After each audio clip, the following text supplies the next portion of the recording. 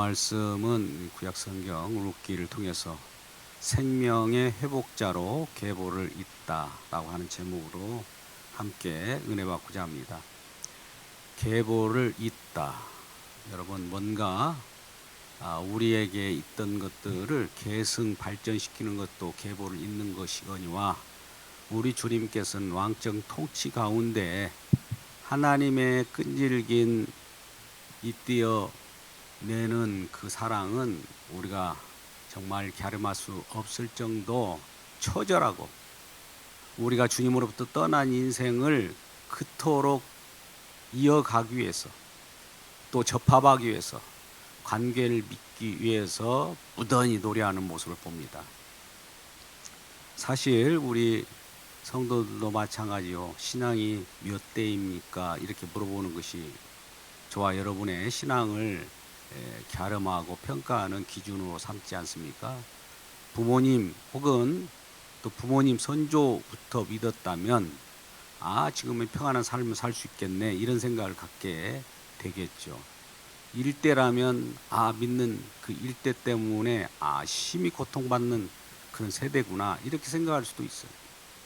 뭐 어떻게 생각하든 그것이 우리의 생각하는 바를 누가 제지하거나 말릴 수 있는 사람은 없습니다. 여러분 한번 생각해 보십시오. 그러나 성경 속에 나오는 신앙에 대해서 계보를 항상 말합니다. 계보라고 하는 것은 톨레도트. 우리가 신약 성경에서 예수 그리스도의 계보라 하면 그렇습니다. 하나님 약속을 따라 그 이어가는 내용들이 있더라는 거죠. 여러분의 부모님은 어떠십니까? 여러분 자녀는 어떻습니까? 계보를 계속 이어가고 있습니까? 아니면 끊어졌습니까? 사단마귀는 계보를 끊으려고 무던히 노력하고 세상으로 끌고 갑니다. 그런데도 불구하고 여러분들은 그 계보를 이어가려고 합니까? 계보를 끊어주는 데 도움을 주십니까? 이 부분을 우린 질문에 답변해야 합니다.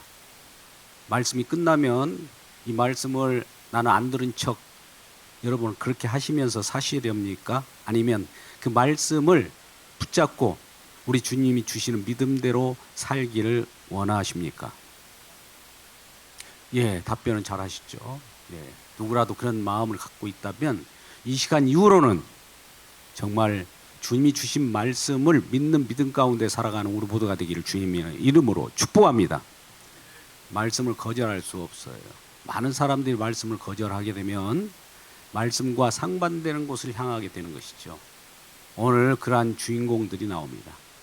그들은 주인공들인데 그 주인공이 결과적으로 어떤 일이 벌어졌는가, 그것을 통해서 우리의 삶에 어떤 교훈도 되고 지혜로서 성령이 가르쳐 주는 것이기 때문에 받아들이고 그와 같이 우리 신앙을 계속 이어가는 우리 모두가 되기를 주님의 이름으로 축복합니다.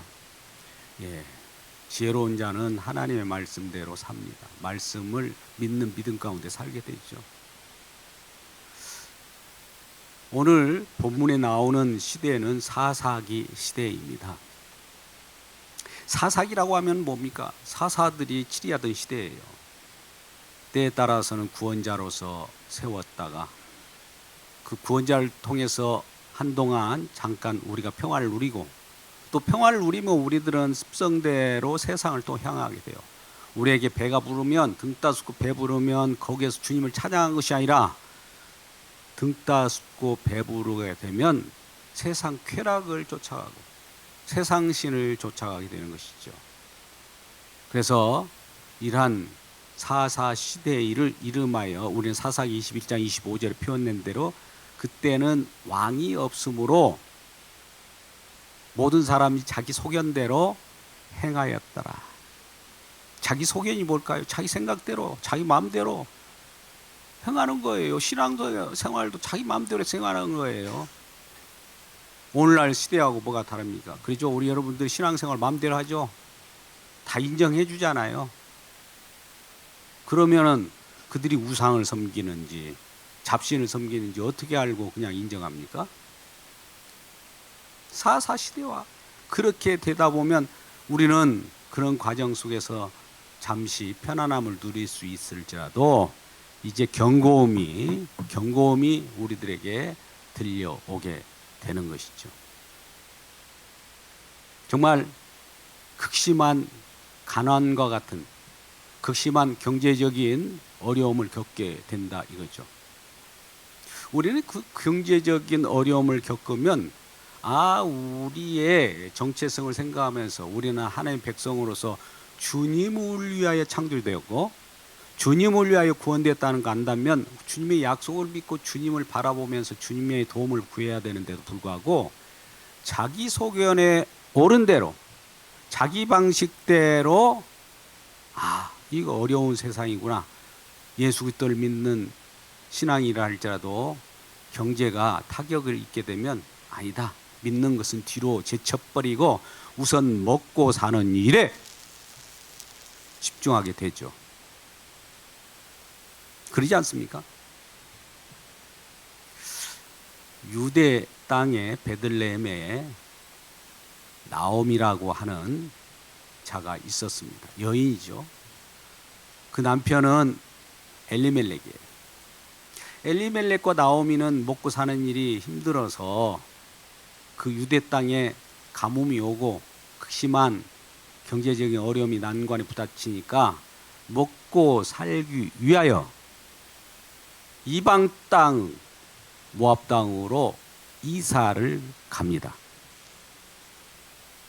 이거 뭐 잘못된 거 있습니까? 우리 힘드니까 경제적으로 부유한 땅으로 가는 것이 뭐가 잘못됐습니까? 우리는 이렇게 생각하잖아요. 그 중심에 뭐가 있습니까? 주님보다도 우리 현실을 더 중요시한 거예요. 그래서 이방 땅, 이방이라고 하는 것은 이스라엘 선민들에게는 이방은 개처럼 취급받는 그러한 곳이에요. 개처럼 취급받더라도 그곳에 가서 경제활동을 하고 목구멍에 풀칠을 하겠다라고 하면서 이사를 가게 된 것이죠. 거기에서 이제 아들이 있는데 두 아들이 결혼을 하게 되죠. 자부를 얻게 됐단 말이죠. 그런데 이 아들들이 다 죽어버리는 거예요. 또 물론 아버지도 죽고. 그러니까 남자 셋이 다 죽은 거예요. 엘리멜렉과 말론과 기련이라고 하는 아들이 그곳에서 결혼을 하고 살다가 죽어버린 거예요. 자부들은 모압 여인들입니다. 하나는 룻이라고 하는 오늘 주인공으로 등장하는 자가 있습니다. 근데 그 룻이라고 하는 자가 어머니를 잘 따르고 또 같이 그 지역에서 어려운 경제 생활 속에서 때에 따라서 일을 보고 유익하고 또 윤택한 삶을 잠깐 살았을 수도 있어요. 그런데 10년이 되자마자 이와 같은 어려운 환난을 당하게 되는 겁니다. 아들도 다 죽고 그 엘리멜렉이라고 하는 나오미의 남편도 죽어버린 거예요. 그래서 오갈 게 없고 어찌할까 고민하다가 이 나오미가 결심합니다. 그래, 우리 땅, 우리 하나님 여호와가 계시는 우리의 통치받는 그 약속의 땅으로 가겠노라고 생각하면서 그 자부들에게 너희는 모압으로부터 모압 신을 섬기고 있고 또 모압으로부터 어머니가 있으니까 너의 친정 어머니에게 돌아가라고 하면서 그들에게 놓아줍니다. 자유스럽게 그들도 소견대로 하라고 이렇게 부탁을 하게 되죠. 그런데 이들 중에 룻만이 여호와 하나님을 믿는 나오미 어머니를 따르겠다라고 하면서 어머니를 쫓아서 베들레헴으로 돌아오게 됩니다. 룻은 왜 이와 같이 어머니에 따라오고 어머니가 믿는 하나님을 믿는다 하면서 따라왔느냐? 그동안 겪었던 것들 이방 땅에 살아도 주님의 통치는 거기까지 미치거든요. 우리가 세상 속에 도망간다고 할지라도 그곳에 하나님이 와서 다 지켜보고 계십니다. 그러면 아픈 마음으로 하나님을 떠난 인생들을 바라보시면서 탄식하고 계시는 것이죠. 이것을 룻은 알았어요. 나오미의 며느리인 룻은 그것을 알고 이 하나님을 제대로 믿지 않으면 큰 코 다치겠다는 걸 알게 됩니다. 나오미가 온 가족이 유대 땅 가나안 땅을 떠나서 모압 땅으로 이사 간 그것이 연유가 되어서 그것이 죄악이 되어서 하나님이 징벌했다는 것을 알기 때문에 룻은 그런 하나님을 믿는 나오미를 쫓아서 유대 땅으로 되돌아와 왔다라고 하는 것이죠. 우리는 어떤 아픔이 있으면 빨리 하나님의 음성을 알아듣고 상황을 파악해야 합니다. 나오미는 자기가 먹고 사는 일에 힘들어서 그것을 찾아 떠났지만 그랬다고 그 문제가 해결된 것이 아니라 온 가족이 죽는 그러한 불행을 더 겪은 거예요. 살고자 우리가 한다면 사는 것이 아니라 더 죽는 길로 빠진다는 것을 우리가 생각하셔야 되는데 많은 사람들이 오늘 현 시대는 사사기 시대와 거방 같습니다. 내가 살고자 그렇게 간다는데 왜 말리냐고 하는 거예요. 근데 우리가 신앙인들을 볼 때는 그 죽는 길이라는 거 알지 않습니까? 죽는 길로 가는 걸 보고도 여러분들은 어떻게 그들을 대합니까? 기다립니까? 어떤 말씀을 들려주시고 싶습니까? 그들은 결과적으로 그런 이방 땅에서 그런 엄청난 환난을 겪고 쓴맛을 당한 다음에 나오미가 이제 베들레헴에 돌아와서 말하는 바가 나를 이제 나오미라고 말하지 말라는 거예요. 나오미라는 말은 원어는 기쁨이란 뜻이었어요. 이름이 좋잖아요. 그런데 저 이방 땅 세상을 향하여 먹고 마시는 쪽을 갔다가 거기서 쓴맛을 봤거든요. 쓴맛을 보고 돌아올 때 이름을 나를 나오미라고 하지 말고 마라라고 불러달라고 그래. 마라. 이런 마라라는 말이 쓴 그 물이란 뜻이 있고 쓴맛이란 뜻이. 쓴맛을 겪었다는 거예요. 쓴맛을 겪기 전에 주님 앞에 돌아온 것이 낫겠습니까? 쓴맛을 꼭 봐야 하겠습니까? 나오미는 쓴맛을 보고 돌아온 거예요. 그래서 유다 베들레헴의 땅에 와서도 먹을 것이 없어요. 남편도 죽어버렸죠. 또 그 남편 위에 조상들의 계보를 이을 만한 자식도 없어요. 아무것도 없는 겁니다. 살아가는 방법은 뭐예요? 추수 때 이삭이나 주워 먹고, 나그네를 위하여 이 이스라엘은 신명기 법을 보면 모퉁이의 일부를 자르지 말라고 하고 추수할 때 다 깡그리 다 추수하지 말고 조금씩 흘리라고 그래요. 왜 흘리라고 할까요? 예? 왜 흘리라고요? 그냥 뭔가 그 빈차리 같아서 흘립니까? 아유, 그 사람은 일을 제대로 못하니까 뭔가 질질 흘리고 다녀 이겁니까? 예, 긍휼이에요, 긍휼. 어떤 사람들 그러잖아요. 우리도 은혜 베풀려고 살짝 뭔가를 흘려요. 의도적으로 줄 수도 있어요. 내가 더 줄게 이럴 수도 있지만 살살 흘려줍니다. 이게 하나님의 은혜예요. 은혜를 그렇게 표현하는 거예요. 그러니까 신명기법은 법을 지키라는 것이 아니라 나그네들 혹은 짐승들, 고아 과부들 위하여 추수를 옴싹 깡그리 긁어버리지 말라는 거예요. 여러분 깡그리 긁을래요? 조금씩 남겨놓을래요? 예, 주변 사람들 위하여 남겨놓으세요. 흘리세요. 그게 어리석어 보이지만은 하나님의 은혜가 그와 같이 작용한 거예요. 그럼 어떤 사람 저 흘리고 다닌다. 저 흘리는 것을 노리는 사람도 있을 거예요. 참 요즘에 별스러운 사람 다 있으니까.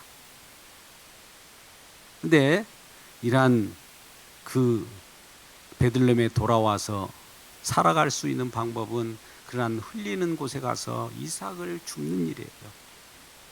이삭을 주워와서 끼니를 이삭을 주워와서 사실 그들도 과부이기도 합니다만 그 생을 이어가기도 합니다.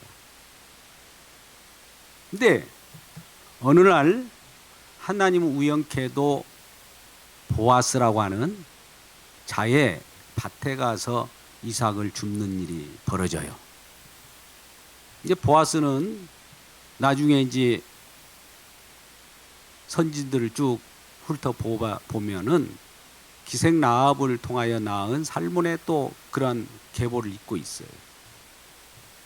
그 보아스 집에 가서 보아스 집 주변에 보아스 밭에 이런 곳에 도움을 받고 이 룻이 살아갑니다. 그 가정도 룻도 이삭을 많이 주워다가 오면 나오미는 그걸 끼니로 오늘 어느 밭에 가서 이걸 주워왔나 할 때 어느 날은 다른 집에서 주울 수도 있지만 우연하게도 보아스의 밭에 가서 줍는 일이 벌어지는 것이죠.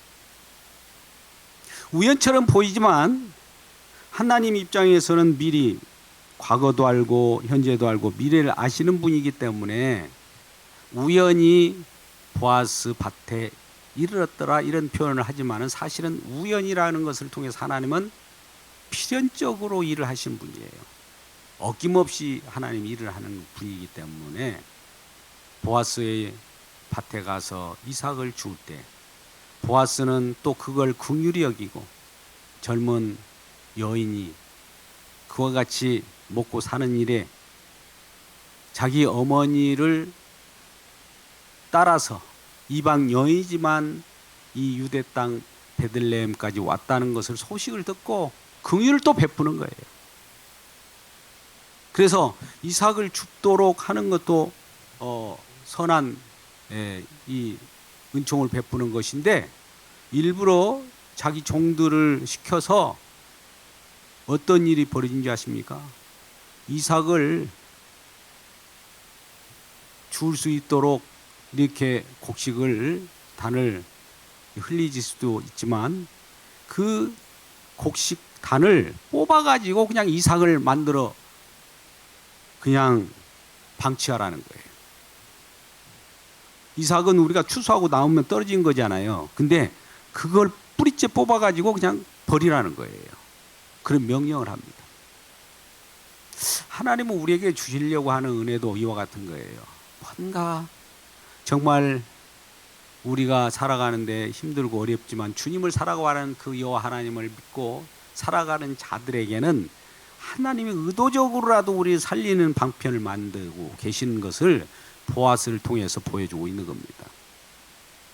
그러니까 어느 날은 이 룻이 엄청난 이삭 또는 그 곡식을 가지고 단을 또 이삭을 주어서 시부모에게 가서 알리지 않겠습니까?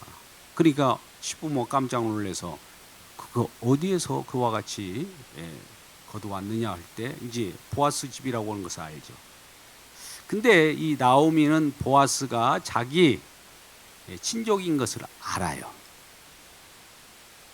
그래서 나오미도 자식이 없고 개는 떨어졌고 즉 신앙의 계보는 끊어졌고 자기 자식은 없고 아무것도 없는 끊어진 그런 상황 속에서 기대를 합니다. 은혜를 베푸시는 하나님이 보아스를 통해서 어떤 역사를 이어갈 수 있겠구나 라고 하는 기대심을 갖게 하나님께서 그 마음을 동요시키죠. 근데 그 나오미도 룻을 이제 활용하게 됩니다. 그 룻을 통해서 역사하시는 하나님을 봄과 동시에 룻에게 어떤 행동거지를 시켜서 보아스가 하는 행동에 따라서 하나님이 역사한다는 것을 알게 돼요. 그래서 그 룻을 결과적으로 그 보아스가 어느 날 이 곡식단을 다 거두고 전역판에 있을 때 그 시대에는 곡식을 거둬 들이면 먹고 사는 일에 힘들고 그랬대니와 또 이 보아스가 경영하는 그 땅에서는 풍부가 넘쳤던 것 같아요. 그러니까 많은 곡식단을 하고 거기에 누워 있기도 하고 그렇습니다. 근데 룻의 시어머니는 어떤 하나님의 기대를 걸고 그 보아스를 우리 대를 이어줄 기업을 물을 좀 고엘로서, 고엘이라는 표현을 제가 표현합니다만 대를 이어줄 그런 자로 확실히를 가지고 믿게 됩니다.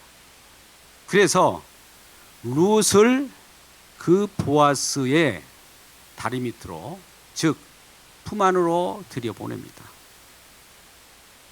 여러분, 시어머니가 이런 행동을 하는 것은 오늘날에는 좋지 못한 행동으로 보여져요. 그러나 농경 시대에는 그와 같은 어려움 속에서 먹고 살기에 바쁘기 때문에 또 대를 이어가는 것이, 대가 없으면 끊어지면 자식이 없으면 완전히 저주받은 사람들로 모독당하는 시들이었기 때문에 대를 이어가기 위하여 끊임없이 그와 같은 일을 하는 거예요.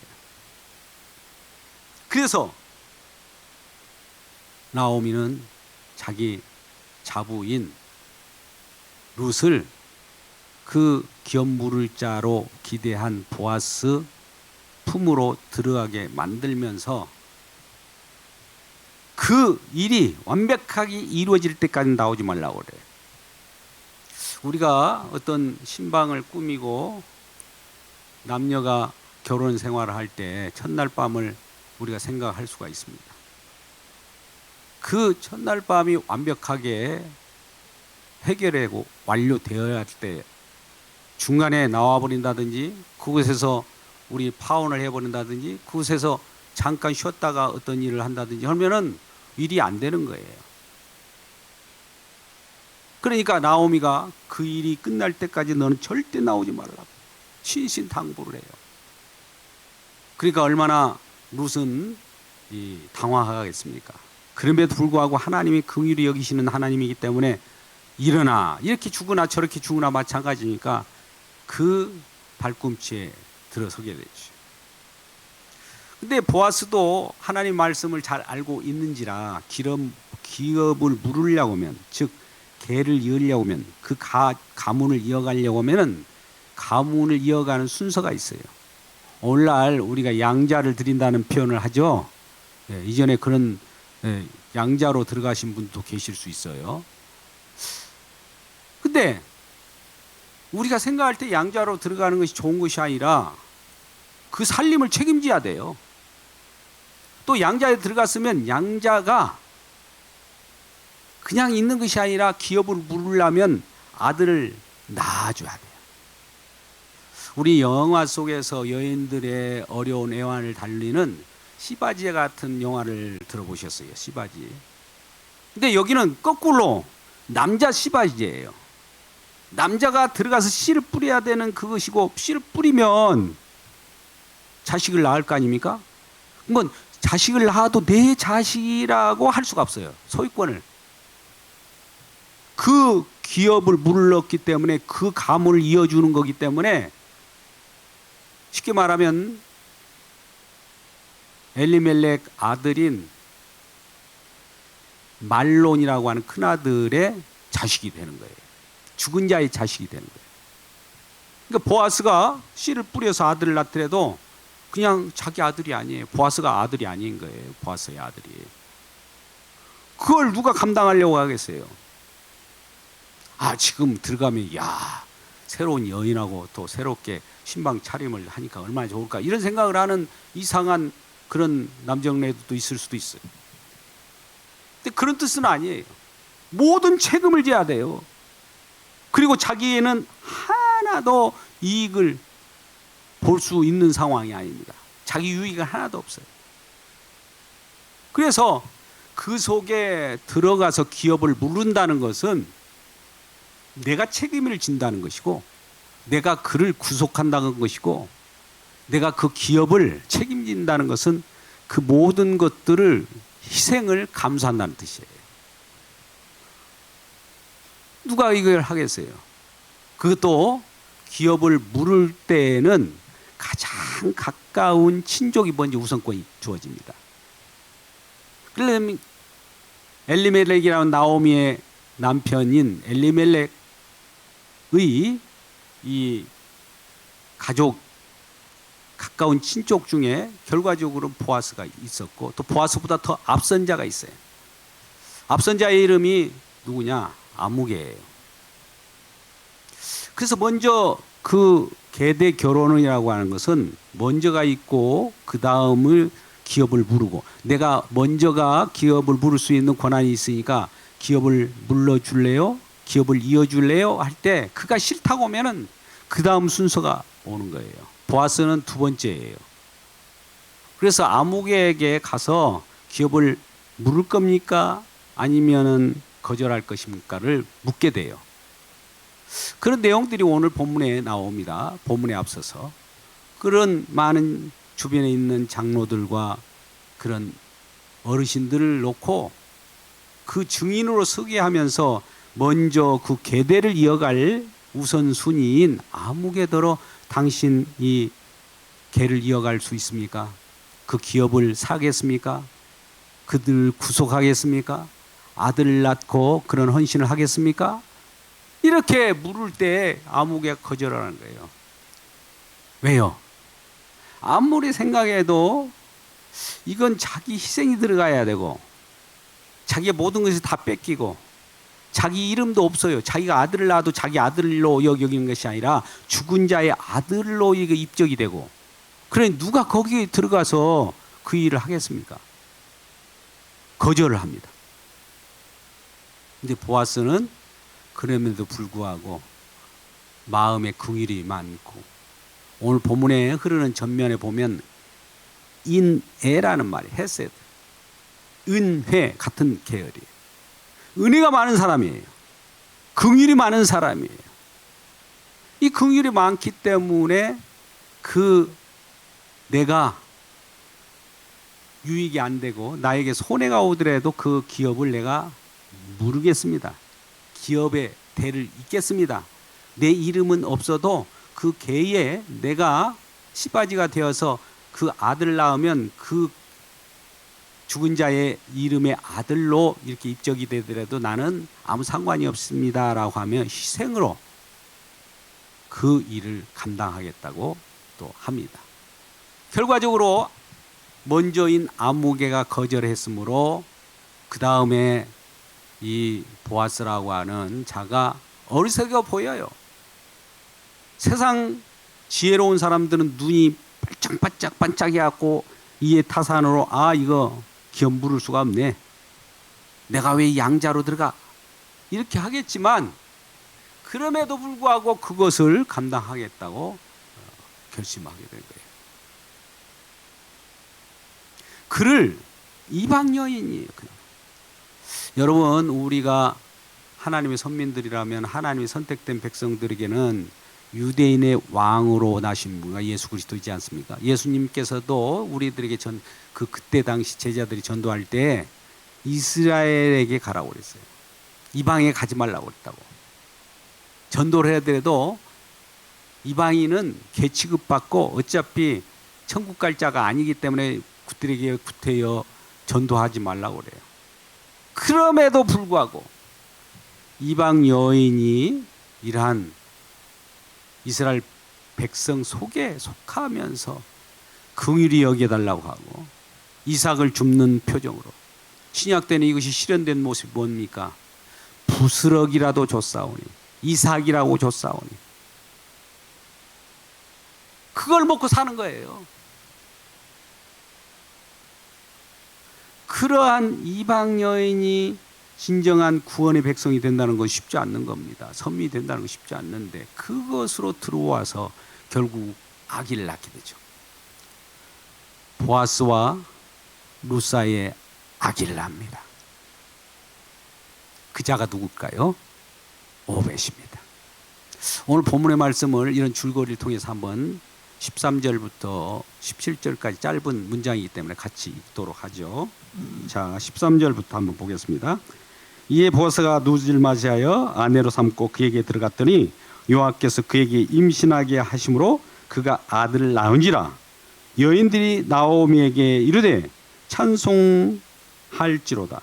여호와께서 오늘 내게 기업 물을 자가 없게 하지 아니하셨도다. 이 아이의 이름이 이스라엘 중에 유명하게 되기를 원하노라. 이는 내 생명의 회복자며 내 노년의 봉양자라. 곧 너를 사랑하며 7 아들보다 귀한 내 며느리가 낳은 자로라 하니라.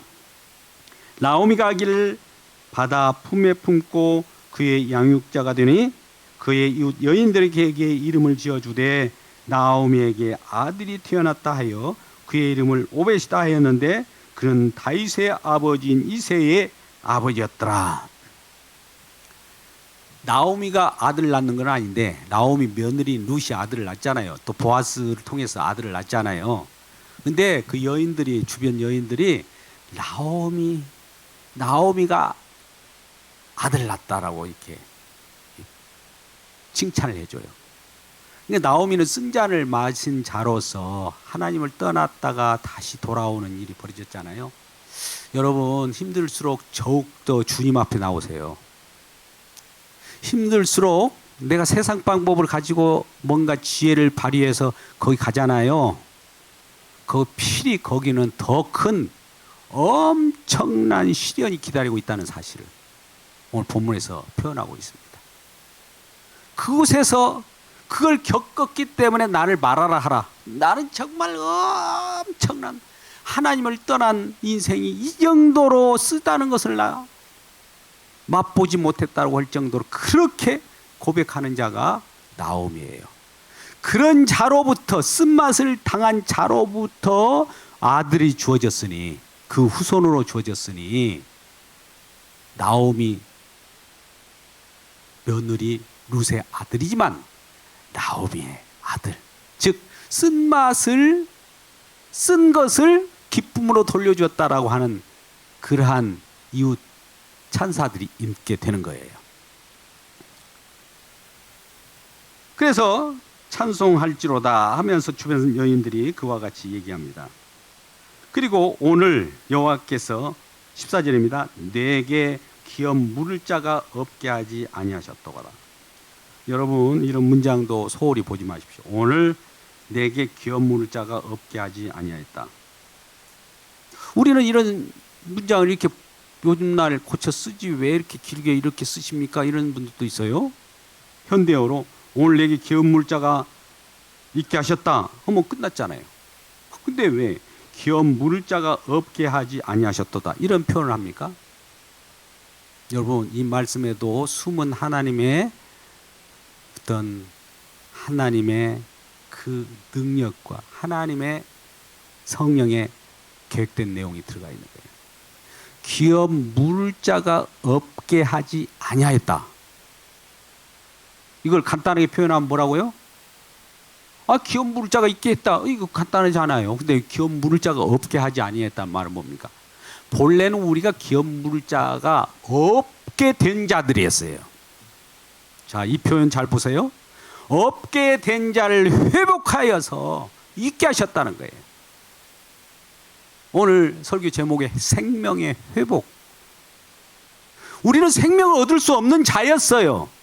기업을 물을 수 없어요. 대가 끊어졌어요. 생명이 끊어졌어요. 엄청난 지옥불로 가는 자였어요. 그런데도 불구하고 다시 회복하여서 대를 잇게 하셨다. 생명을 잇게 하셨다. 이 말이에요. 할렐루야. 하나님의 말씀을 우리가 현대어 성경으로 번역하면 우리는 읽기 쉽지만 우리 번역이 괜히 기존 번역을 우리가 보는 것이 아닙니다. 어려워. 아이고 그건 어려워. 고체 아니에요. 다 뜻이 있습니다. 하나님은 그곳에서 그 하나님의 감동이 다 들어있는 거예요.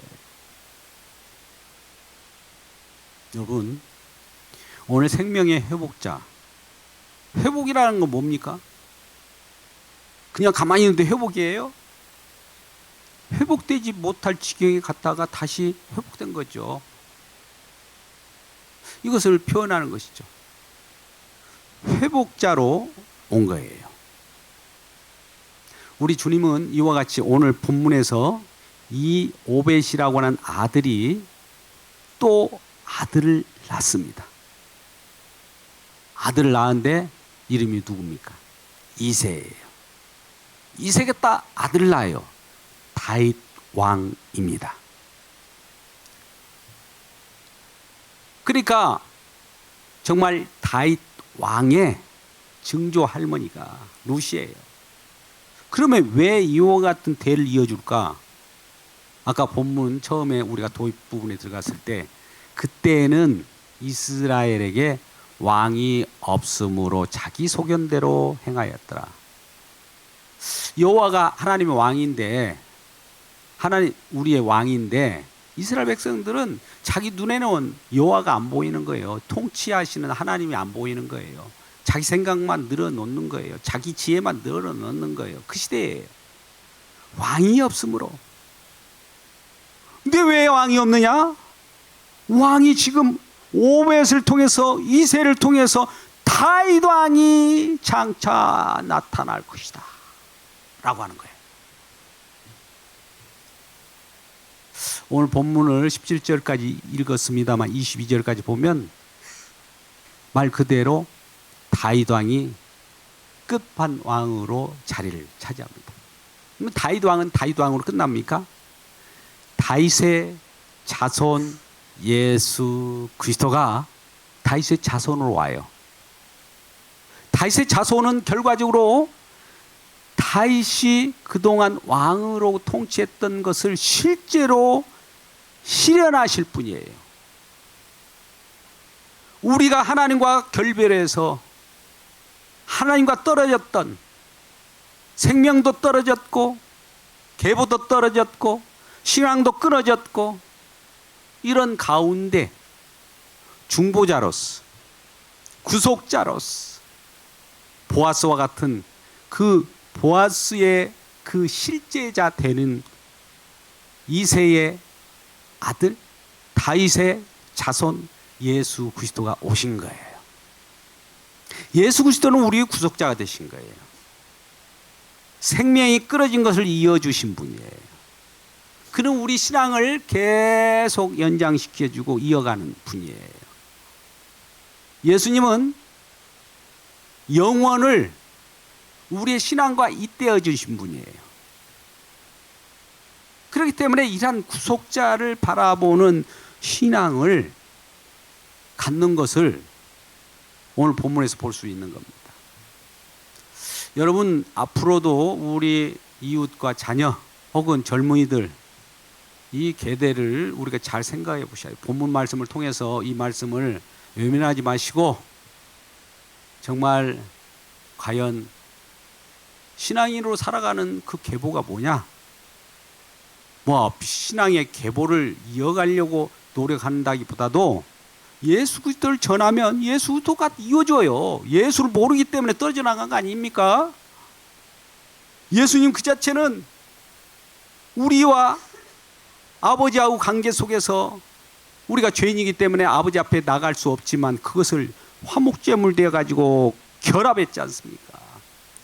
그것도 사랑으로 말입니다. 화목제물로 자기를 죽기까지 하여서 하나님과 이어주시는 부분이, 이 사랑을 누가 끌 자 없다 할 정도로 그 사랑을 이어주신 예수 그리스도인데, 이런 예수 그리스도를 믿으면서 신앙으로 자녀들을 돌보지 않고 내버려 두고 되돌아오란 말 한마디 못하고 입이 얼었습니까? 벙어리입니까? 아니잖아요. 왜 말을 못합니까? 하나님의 구속자 예수 그리스도를 위하여 예수 그리스도를 소개하면 이어지게 되어 있어요. 모르니까 떠나는 거예요, 하나님을. 그들은 자기 소견대로 무엇인가 자기가 움켜쥐면서 자기 스스로 살아가려고 노력하지만 그것이 진짜 자기를 살리는 길이냐? 아니라는 겁니다. 살려거들랑 주님 앞에 나오셔야 합니다. 정말입니다. 경고음을 계속 보내세요. 무슨 신앙생활이 유입니까? 유람선을 탔습니까? 희낙낙하고 뭐 얻을 거 없나 이런 것이 신앙생활입니까? 생명을 다루는 것이라 이 말입니다. 생명이 이어질 때, 잇대어질 때 우리 신앙은 이어지고 또 그 신앙이 함께 이어지는 우리 주님이 그 속에서 일하시는 그 일, 구속자로서 기업을 무르고 또 고엘로서 우리의 신앙을 이어주는 그 희생이 있었기에 우리는 화목제물 대신 예수님을 믿음으로 우리 모두가 함께 예수님의 머리로 예수님 몸으로서 지체로서 계속 붙어져야 될 것으로 우리는 알고 이러한 신앙을 갖기를 주님의 이름으로 축복합니다. 기도하겠습니다. 아버지 하나님, 우리 주님의 말씀이 오늘 말씀에 우리들에게 들려진 말씀입니다. 말씀이 나에게 적용되고 살리는 말씀이 되려거든 이 말씀대로 우리가 정말 묵상하고 또 주님이 이 말씀이 적용될 때 믿음을 주십니다. 성령 하나님, 믿음을 허락하여 주시옵소서. 그리하여 잠깐 불편한 말씀이라고 외면하지 않고 그 말씀 속에서 주님의 행하신 일을 보게 하여 주옵소서. 예수님의 이름으로 기도드리옵나이다. 아멘.